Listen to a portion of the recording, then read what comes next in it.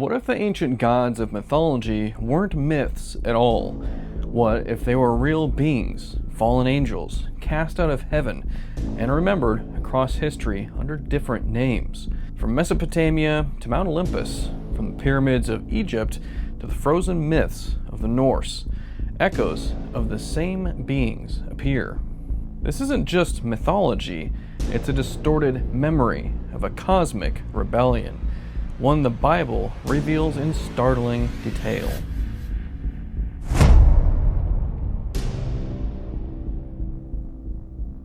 In this two-part series, we're exploring the global legacy of the sons of God, those mysterious beings from Genesis 6, who came down from heaven, took human wives, and gave rise to the Nephilim.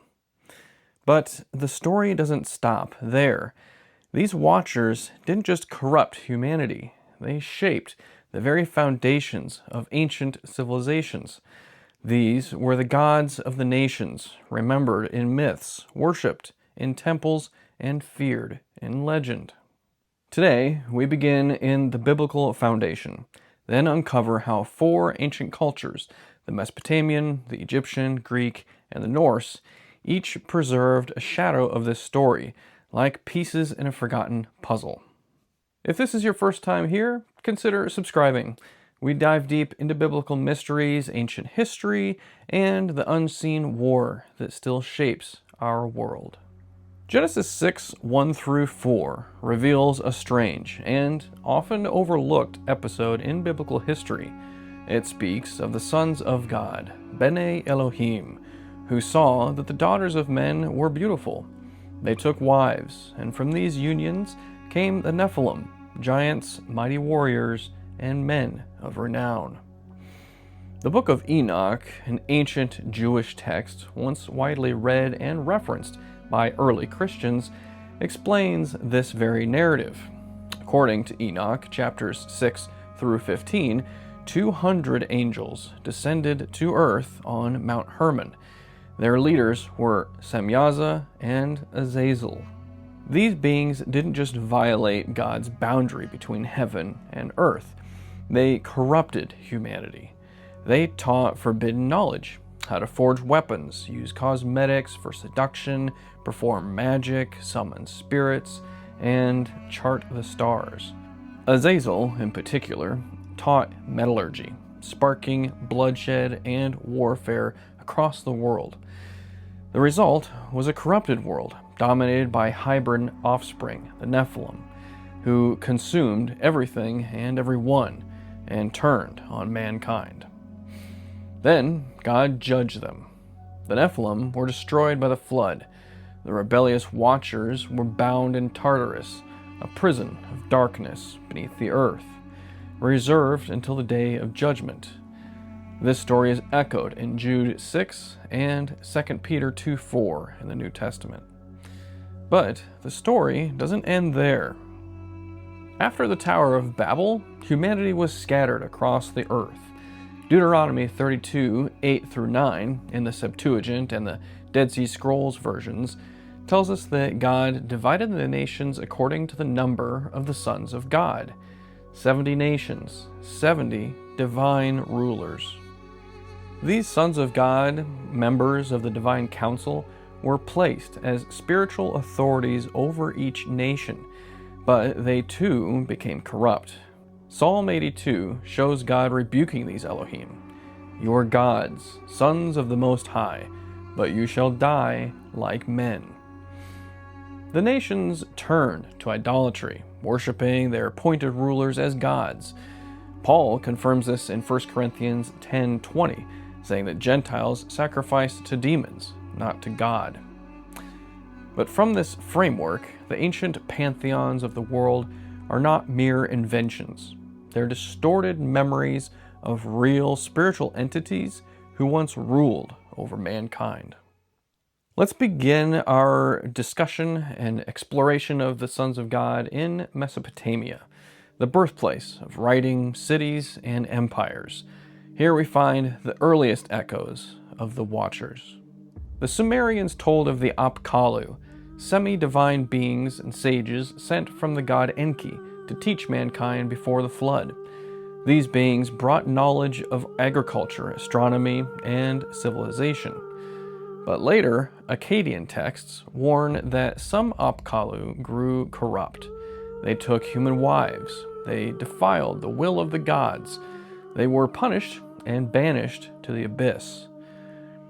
The Epic of Gilgamesh gives us a glimpse into this world. Gilgamesh, a historical king of Uruk, is described as 2/3 divine. He is a giant, a warrior, and a seeker of immortality. In many ways, Gilgamesh resembles a Nephilim. He rules with might, defies death, and interacts with divine beings. Then there are the Anunnaki and the Ajiji, powerful sky gods. The Ajiji are said to have rebelled against the Anunnaki, leading to the creation of humans to bear their burdens. This divine rebellion echoes the fall of the Watchers that we see in Scripture. The Sumerian kings list also tells us of rulers who lived before and after the Great Flood, most importantly, aligning chronologically with the 600 years before the flood, during the time of Jared, when the Watchers descended and began their rule over mankind. After the flood, kingship is said to have descended from heaven again. The divine right to rule persisted, suggesting continued Watcher influence over post-flood humanity. Even geographically, the story aligns to the Bible. Babylonian lore places the Anunnaki near Anti-Lebanon Mountains, the same region where 1st Enoch says the Watchers descended, Mount Hermon. As we leave Mesopotamia, we travel southwest to a land of towering monuments and golden gods. Egypt, the kingdom of the Nile, preserved its own version of this celestial drama. The Egyptian civilization claimed divine origins. According to Manetho, an Egyptian priest writing in the 3rd century BC, the earliest rulers of Egypt were not humans, but gods. Ptah, Ra, Osiris, and Horus. These beings ruled for thousands of years.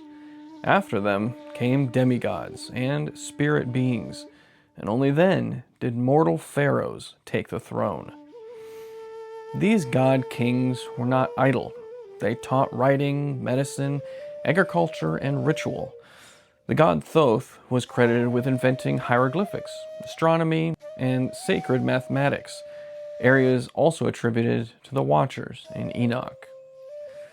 Osiris, the green-skinned god of life and death, brought agriculture and kingship. His story of death and resurrection formed the basis for Egyptian theology and influenced later Greco-Roman mystery cults. Pharaohs were considered sons of Ra. Each king was the living Horus, and upon death became Osiris. This divine identity wasn't just symbolic, it was literal. But Scripture pulls back the curtain. In Exodus, God systematically strikes down Egypt's gods. The plagues were not random. Each one targeted a specific deity. The Nile turned to blood, judging Hapi, god of the Nile. Darkness fell, judging Ra, god of the sun. And death of the firstborn, judging Osiris, lord of life and death. Exodus 12:12 makes it very clear. On all the gods of Egypt I will execute my judgment. The gods of Egypt were real, spiritual powers who once ruled a nation, now facing the wrath of the true Most High. Now, let's journey north to the marble temples and mythic epics of ancient Greece.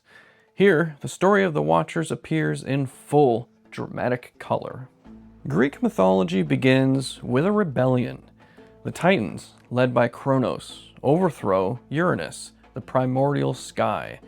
But Kronos, too, is overthrown by Zeus, who casts the Titans into Tartarus.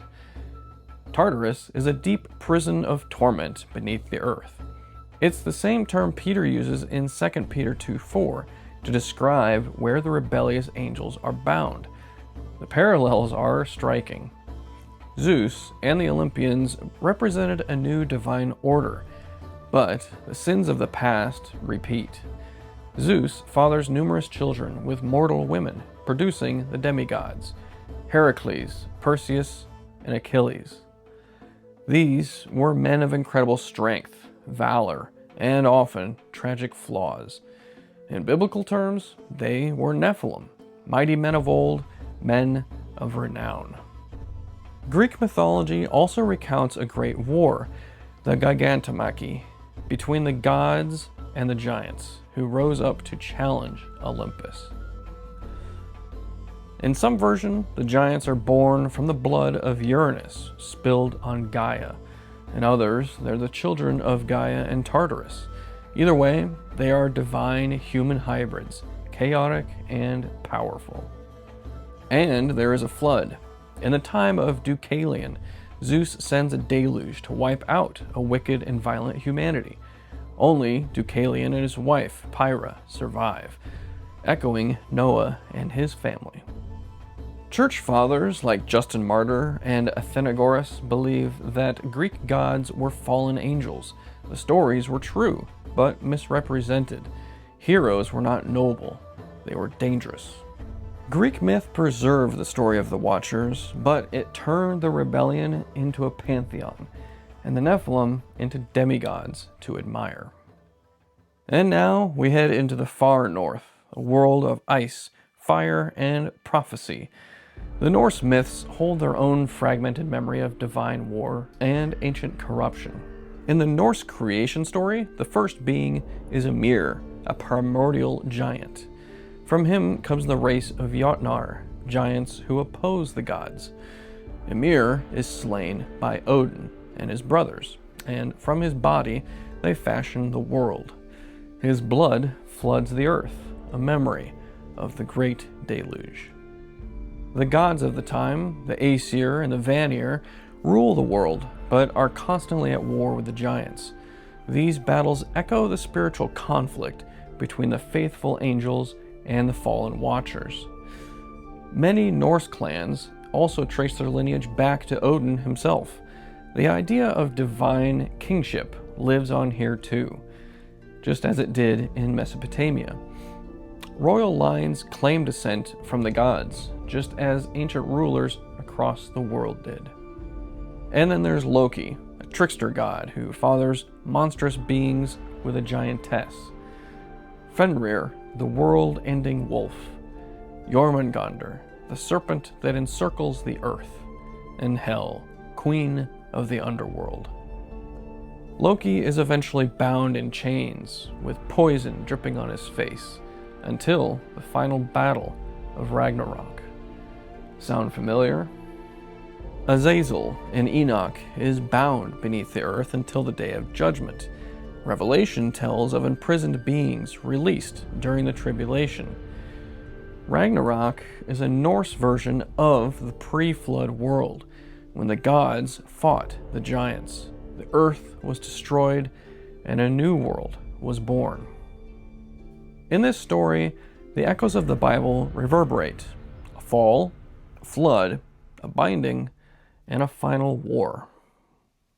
These stories are just the beginning. In part 2 of this series, we'll explore the gods of India, the demigods of China, and the feathered serpent gods of the Americas. We'll trace the same divine rebellion across the Eastern world, and then we'll bring it all together to show how every nation preserved this same story in different fragments. So don't miss it. Subscribe, hit that bell notification button, and stay tuned for part 2 of our global investigation into the legacy of the Watchers and their war against the Most High.